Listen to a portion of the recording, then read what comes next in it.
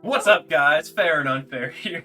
I am fair. And I'm Unfair, and today we're going to be playing Red, White Pants, or Swords, or whatever it is you call it whenever you put equipment on things. You never run with scissors, but you always run with swords. And with that, let's go ahead and get into a game. Don't forget to do some stuff down below. You know the spiel, all YouTubers say it. And let's get into the deck tech. Alright, so it's a very simple deck. We got Champion of Flame and Core Blade Master and Goblin Cavalier, all as our things that do extra stuff whenever they're equipped. And Fervent Champion as well, just as a hasty guy that also gets equipment bonuses. So that's our 16 kind of big stuff to focus on. And then our equipments are going to be Sword of Body and Mind, since it just came out recently, along with Goblin Cavalier. Maul of the Skyclaves and Bone Splitter. Rune of Speed can go on to any of them as well. And then we've got Halvar as well as a sword and kind of a big creature at the same time to give our bonuses. And then lastly, we've got Nahiri to give us a little bit more extra incremental value, as well as get extra creatures or search for something we need it, or be removal in a pinch. And then we've got Selfless Savior to protect our dudes. We're playing a decent amount of lands. We got 2 Blink Moth Nexuses and a Castle Ardenvale. Everything else is pretty self-explanatory. And then for the sideboard, we got Chandra's and Gideon's for our longer, like our mid-range and control matchups. Braids and Declaration Instones for removal. A Braid specifically able to destroy artifacts as a bonus as well. And then Rest in Peace for Grafdigger's Cage for a lot of the different decks that have ways to interact with the graveyard or the library. But other than that, let's go ahead and get into a game.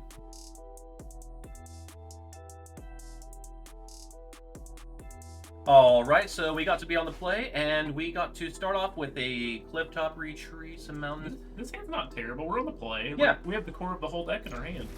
The core of the whole deck. Yeah, that's right. So one thing to note is that Core Blade Master gives all of your equipped warriors double strike. And fun fact, the only creature in the deck that's not a warrior is going to be the Fervent Knight and the Selfless Savior.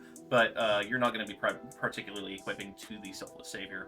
But Champion of Flame is a warrior, and it gets +2/+2 for each aura and equipment. So Core Blade Master will give it double strike if it's equipped as well, which is nice. So I think you go Blink Moth and land here, or Blink Moth and Champion. Yeah, so that way we don't have summoning sickness on it later. It makes sense. I just like fitting in the colorless lands where it's like at least harmful to your own curve. Yeah, that's definitely a really important skill to learn when playing the game. They probably take them all the Skyclaves here. That card's just extremely good. Yeah, so there it goes. That is one thing to note about this deck, is if you play against somebody who has a lot of disruption, or is able to kill like your only creature with a ton of equipment, or take your only equipment, it can be kind of a bummer. Maybe we just Rune of Speed the champion here to try to draw another card. Oh yeah, because it gets buffed from auras too, doesn't it? Yeah, it does. That is cool.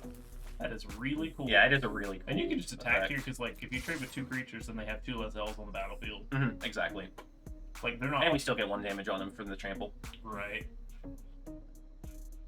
And like worst case scenario, we also have just some more creatures too. The Core Blade Master does say equipped though. He does, so it won't get double strike if we play him next turn. Boo. Actually, I was really excited just for that. Yeah. With Planecaller. So we're playing against elves, so they're going to be having a massively wide board state. So having something to give flying, like some all the Skyclaves, is definitely going to be a nice bonus. So we really need to draw something. Doesn't look like we drew what we wanted, so we're just going to play out our creatures here. Probably just attack for 4 again. Yeah, and if they block, we're probably just fine with that. Yeah. Bone Splitter and Goblin Cavalier and Sword of Body and Mind all are kind of what make this deck be able to be as effective as it is. Until the most recent anthology came out, this would probably be a lot harder to build. Yeah, we'll take that. That's an extra decent amount of damage to them. But those cards being added to the format really made the red-white equipment strategy really a viable threat. I think we just take this. Yeah, it's... And we really would like to draw a Sword of Body and Mind specifically, because I think that's exactly lethal. Because it would go through all their creatures. Oh, or we have a Halvar Sword. Halvar Sword isn't bad. I wanted to have Body and Mind so we can swing in, without them being able to block. Wait. So Halvar Sword, you put it on the thing and it has Vigilance and Double Strike. Oh, you're right.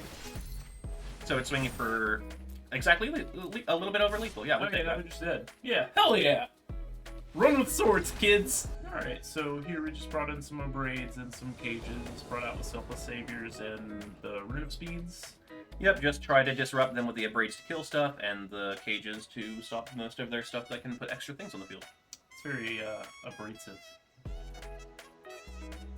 I promise we don't script this stuff. He just comes up with this off the top of his head, and sometimes it sticks, sometimes it doesn't, and I can never tell when it's going to happen. It's a gift and a curse. This is not a great hand, but we also have like a very high threat density. And Yeah, we have, what, 15 equipments? 14? We're playing 14, so I think it's fine to keep. This is one of the issues with the deck, though, is that if we don't draw a any type of equipment, then we just have a ton of 1/1s. Yeah, but Fervent Champion also has first strike. Which Yeah. Is, like if they play an elf, then It does attack it through their elf. they wouldn't block anyway. But you know, Yeah, but our primary goal is to try to get some type of equipment to start going on all of our creatures. Another Fervent Champion is actually great because of the fact that they buff up each other. If you've never played Fervent Champion before, they have to target each other, and they have to target a knight specifically. Yeah. But that's the only knight in the deck, so that's the only thing that it will target. But multiple Fervent Champions can be a cause for a lot of damage kind of out of nowhere. And that wasn't a great example of what we could be doing there. However, as you saw from the first game, you can be playing something really cool with making your creatures kind of big. If you want, you can feel free to tweak around with the deck. I definitely suggest trying out the list that we have provided down in the comments below if you want to try it first. It's definitely a swingy deck. Either you do really well with it. Like you swing a sword I around. knew you were gonna say a bone splitter. It's definitely a swingy deck. Either going really, really well, drawing really well, or you can get just an artifact, all of your equipments, or all of your creatures, and they're bad without each other. I'm not really equipped to answer you right now. I'm sorry.